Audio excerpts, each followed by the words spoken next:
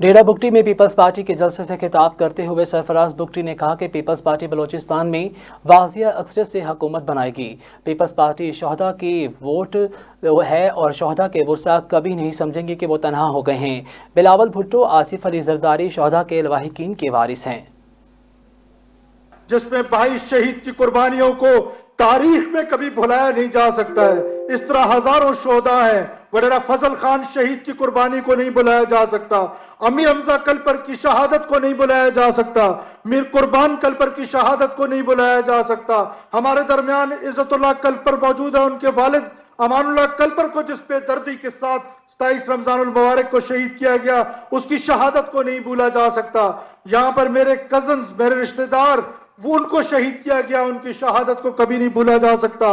ये शोहदा की सरजमीन है और पाकिस्तान पीपल्स पार्टी शहीदों का वारिस जमात है।